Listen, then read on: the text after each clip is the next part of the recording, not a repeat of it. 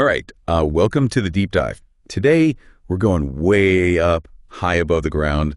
We're doing a deep dive into crane operation safety, and specifically going to be looking at how to attach a load and all the ins and outs of handling that load safely. Okay. And this is going to be really crucial information for everyone out there who's a crane operator. Maybe thinking about becoming a crane operator.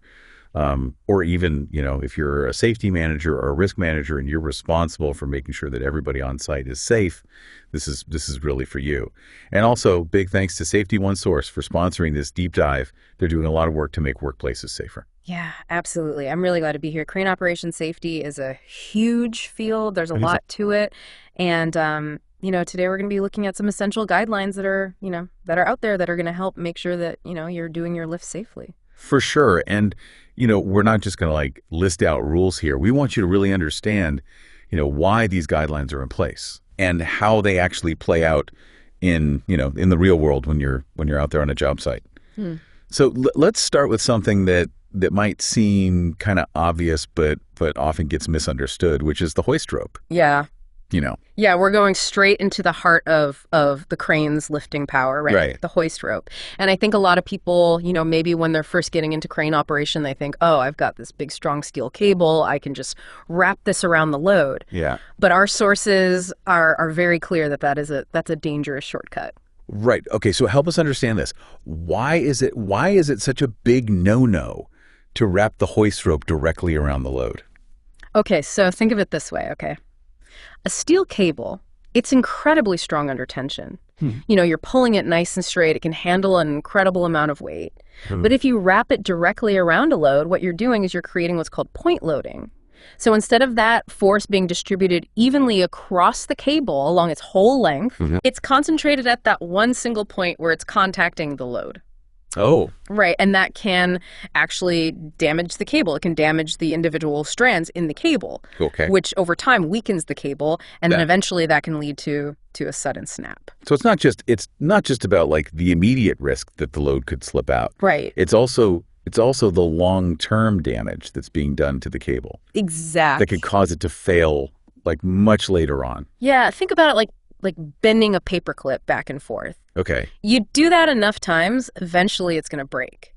And when we're talking about a hoist rope, that break, it could have some very disastrous consequences. Right. So if we can't just wrap the rope around a load, how do we do it? How do we secure the load correctly? Well, that's where slings come in and other lifting devices. Right. So the key here is to make sure you're using the right lifting gear, for the specific load, for that specific task. And our sources really emphasize that the sling that you choose, or the lifting device, it needs to have sufficient capacity. Okay. Now, sufficient capacity, that's not just that looks about right. It's a very specific calculation that takes into account, how heavy is that load, what's the material that's being lifted, what type of sling are you using, even things like environmental conditions. Oh, wow. Is it really windy? Is it really hot or really cold? All of these things can affect how much weight that sling can handle. So there's a lot more to it than just grabbing any old sling and hooking it up. Absolutely, yeah. For those of us, myself included, who are not crane operators, could you break down sufficient capacity? Can you give us an example of what that might look like in a real world situation? Sure, yeah. Let's say you're lifting a concrete block, right? And this block weighs 5 tons. You wouldn't just go and pick any sling that you see lying around that looks like it's strong. You would need to select a sling that is rated for at least 7 or 8 tons. Okay. To factor in things like safety factors, And also the angle of the sling is really important because the angle of the sling can affect how much force is actually being exerted on it. So there's a whole science behind it sounds like. Yeah, absolutely. And that's why it's so important that crane operators, they have the right training. For sure. They understand these calculations. They understand all these factors. Yeah. Because they need to make the right choices when they're out on the job site. Absolutely. 100% agree with that. Now let's kind of switch gears a little bit and we're going to talk about another really important safety rule. And this one, this applies to everyone. Okay. Who's on a job site where cranes are in operation. And that is never, ever stand or pass under a suspended load. Yeah. I have to admit, even to someone who's never operated a crane in their life. Right. That one seems like common sense. Right. But our sources really, really emphasize this point. So why is it so important that we keep saying this over and over again? Because it's easy to get complacent. Right. People see a load hanging there and it looks stable. They think, oh, well, that's not going anywhere. Right. But you never know. Even a load that looks perfectly stable can shift suddenly or even drop. Okay. Maybe there's a gust of wind. Maybe there's a slight malfunction in the equipment. Maybe somebody makes a mistake. But the point is, you don't want to be underneath that load when something goes wrong. Right. Because the consequences, they're just too awful to even think about. Yeah, you don't want to be anywhere near that. Nope. Yeah. So now, shifting the focus a little bit to the crane operator. So, we've got the load. It's suspended in the air. While that load is hanging there, where should the crane operator be? They should be at the controls. Okay. That's the rule. And why is that so important? Because they are the ones in command. Right. Right. They need to be able to respond immediately if something unexpected happens. Right. Think about it like a pilot, Right. They're not going to leave the cockpit during a critical maneuver. Right. Yeah. What could go wrong if a crane operator decides to, step away from the controls, even for a minute? Okay, well, let's imagine, the load is hanging there, and it starts to swing unexpectedly. Okay. Or maybe the wind picks up. Or there's an obstacle that suddenly appears in the load's path. Now, the crane operator needs to be there to adjust the crane's movements. Right. Stop the operation, take corrective action.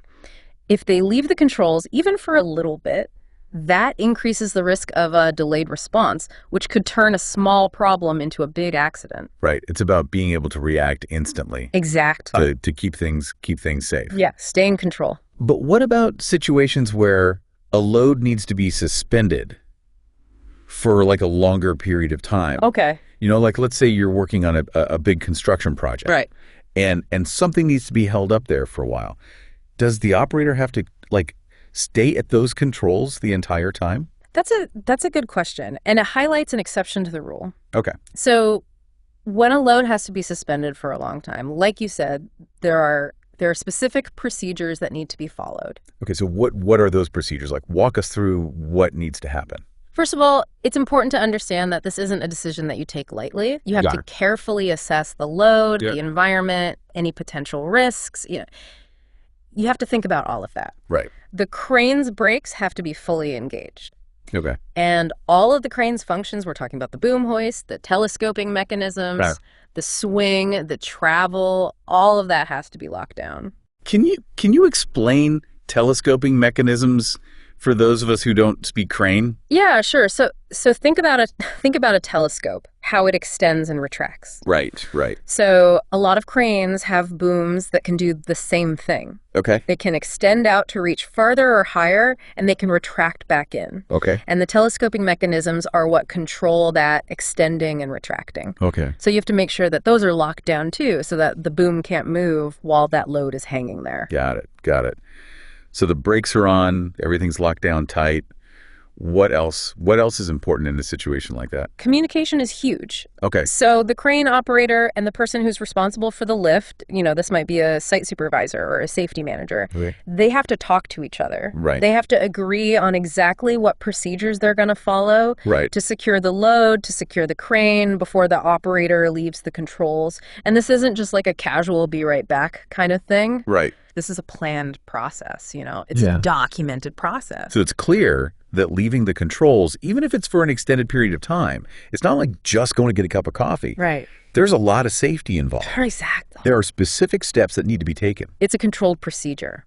So let's do a little recap here. Yeah. Just to kind of highlight, the main takeaways for our listeners. Yeah. So we talked about secure attachment, making sure you're using the right slings and lifting gear. We talked about never standing under a suspended load. We talked about keeping the operator at the controls, when the crane is in operation. Right. And we talked about following strict procedures when a load has to be suspended for a longer period of time. Right. These are like the key things that you need to remember for safe crane operation. Yeah, absolutely. And, I'd also add to that, the importance of training ongoing training and education. Right. Crane operation is a field that's constantly evolving. Right. There are new technologies, there are new safety practices, there are new regulations. Right. So everyone who's involved in crane operation needs to stay up to date. Absolutely. So for all of our listeners out there, whether you're the one operating the crane or you're, working on the construction site or you're the safety manager, what are some ways that you can apply these principles in your work environment? Right. What are some additional safety measures that you think are important? Right. Remember, safety is everyone's responsibility. Absolutely. It's not just on the crane operator. So, yeah, keep that conversation going. A huge thank you again to Safety One Source for their dedication to workplace safety and for sponsoring this deep dive. Yeah, thank you for having me. This is great. And all of our listeners, stay safe out there and keep learning. We'll see you next time.